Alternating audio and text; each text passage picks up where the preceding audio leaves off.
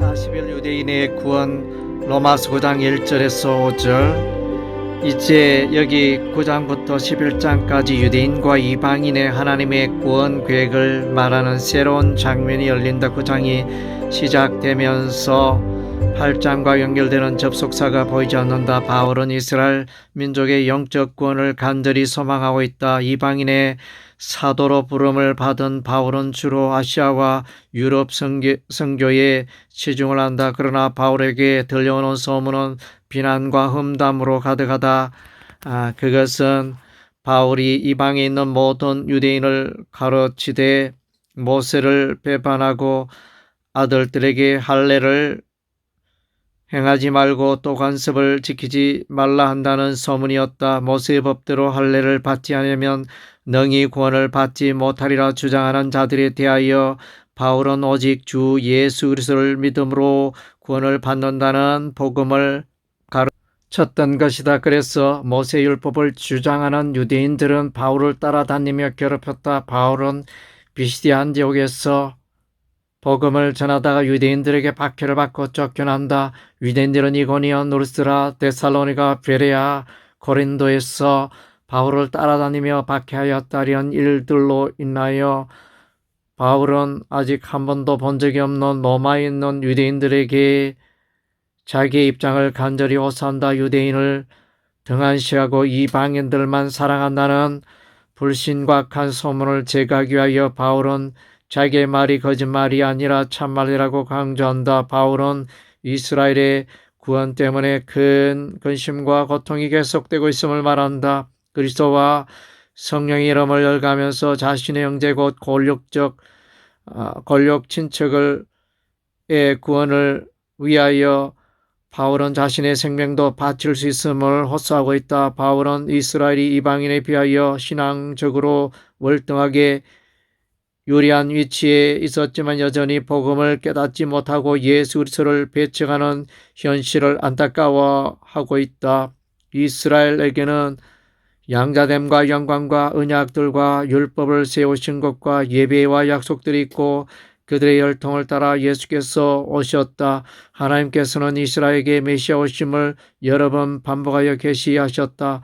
호세아 선지자는 이스라엘을 아들이라 부른다. 예수는 하나님의 아들이시다. 모세 때 여호와의 영광이 성막에 충만하였다. 이스라엘의 영광은 예수 그리스도이시다. 내 자손이 땅에 티끌 같게 하려는 여호와께서 아브라함에게 언약하셨다. 한 사람 그리스도를 통하여 아브라함의 언약은 성취된다. 율법은 모세로 말미암아 주어진 것이다. 율법은 그리스도께로 인도하는 초등교사가 되고 믿음의 길로 안내한다. 성전 예배는 송아지와 염소와 양의 피로 속죄한다. 예수의 피로 영원한 속죄 예배를 드렸다. 메시아의 출생에 대한 약속은 시편 이사야 7장 14절과 이사야 9장 6절이다. 메시아의 십자가 고난에 대한 약속은 이사야 53장 4절 5절이다. 메시아가 다윗의 후손으로 오신다는 약속은 이사야 11장 1절이다. 예수 그리스도는 아브라함과 다윗의 후손으로 이 땅에 구원자로 오셨다. 바울은 구약 시대 이스라엘의 메시아와 관련된 7가지 신앙 요소를 열거하면서 복음의 원천이신 예수 그리스도께로 인도하고 있다. 또한 예수 그리스도를 하나님이라 소개하면서 이스라엘의 불신앙을 드러내고 있다. 이제 바울은 완악한 이스라엘을 그리스도께로 인도하려고 애쓰고 있다. 42 약속의 자녀와 육신의 자녀 로마서 9장 6절에서 13절. 바울은 복음의 빛 아래서 유대인의 구원에 대하여 말한다. 아브라함의 자손이라고 해서 모두가 구원을 받는 것은 아니다. 이스라엘에게서 난 그들이 다 이스라엘은 아니다. 육적인 이스라엘이 아니라 하나님께 속한 영적인 이스라엘이 참 이스라엘이다. 이삭과 이스마엘은 아브라함의 자녀이지만 이삭만이 약속의 자녀이다. 이스마엘은 할례를 행하기는 했지만 하나님의 약속과 관계없는 자이다. 아브라함이 하나님의 음성을 듣는 일에 실패하고 아내 사라의 말을 듣고 애굽 여인 하갈에게 들어가서 태어난 자가 이스마엘이다. 이스마엘은 육체를 따라 난 자이고 이삭은 성령을 따라 난 자이다. 이스마엘의 12 아들은 아랍 족속의 지도자가 되었다. 아브라함의 혈통이면 다 하나님께 속한 자라고 할 수가 없다. 이삭과 이스마엘은 아버지는 같으나 어머니가 서로 다르다. 반면에 쌍둥이 야곱과 에서는 한 아버지와 한 어머니에게서 태어났다. 그럼에도 불구하고 하나님은 야곱은 사랑하시고 에서는 미워하셨다. 이스마엘과 에서는 예정론의 입장에서는 유기된 자들이다. 이스마엘의 후손은 아랍 족속으로 늘 이스마엘을 대적한다. 아브라함이 호처 그도라에서 태어난 미디안은 미디안 족속을 말하고 이들은 베두인으로서 아라비아 사막 북서부에 거주하면서 사사시대에 이스라엘을 괴롭혔다. 에서의 후손은 에돔 족속을 말하는데 그들은 늘 이스라엘을 대적하며 이스라엘의 멸망을 기뻐하였다. 아브라함의 하나님, 이삭의 하나님, 야곱의 하나님은 구약에서 늘 나타나는 표이지만 이스마엘은 거기서 빠져있다. 야곱의 12 아들이 가나안 땅에서 이스라엘의 12지파를 이루었다. 육신의 자녀와 약속의 자녀가 대조를 이룬다. 유대인들은 아브라함의 혈통을 따르는 자들이지만 다 하나님의 자녀라고 말할 수 없다. 유대인들은 구원에 관한 바울의 이런 주장에 대해 상당한 반감을 가졌다. 그래서 다수의 유대인은 바울이 전하는 복음을 불신하였고 거부하였다. 한편 본문 7절의 번역에 문제가 있다. 또한 아브라함의 씨가 다 그의 자녀가 아니라 오직 이삭으로부터 난 자라야 넷이라 분리를 하셨으니 씨와 자녀에 대한 구분이 필요하다. 아브라함의 자손의 단서적 표현은 그리스도를 말한다. 씨에 대하여 그리스도와 연결함으로 영적인 이스라엘을 자녀보다는 씨로 표현하는 것이 더 합당하다. 자녀에 대해서는 포괄적으로 육신의 자녀와 아브라함의 하나님의 자녀와 약속의 자녀로 말하고 있다. 8절은 오직 약속의 자녀가 씨로 여기심을 받느니라고 말한다. 즉 약속의 자녀는 아브라함의 씨라는 표현이다. 따라서 7절은 또한 아브라함의 자녀가 다 아브라함의 씨가 아니라 오직 이삭으로부터 난 자라야 내 씨라 분리라 하셨으니라고 번역하는 것이 논리상 충돌이 없다. 약속의 자녀 곧 하나님의 자녀는 아브라함의 혈통을 따르는 것이 아니고 하나님의 주권적 부르심이 있는 것이다. 따라서 하나님의 자녀가 되는 것은 아브라함의 혈통과 관계없는 이방인도 가능하다. 하나님의 자녀가 되는 것은 혈통으로나 육정으로나 사람의 뜻으로 되는 것이 아니다. 아브라함의 자손이 하늘의 별과 같이 바다의 모래와 같이 번성하려는 하나님의 약속은 유대인과 이방인을 동시에 포함하는 것이다. 아브라함의 혈통을 주장하는 유대인들은 여전히 그리스도의 복음을 깨닫지 못하는 자이다. 43. 하나님의 구원의 주권 로마서 9장 14절에서 18절 하나님에게는 불의가 없다. 하나님의 택하심과 버리심에 대하여 그분의 잘못된 결정이라고 불평할 수 없다.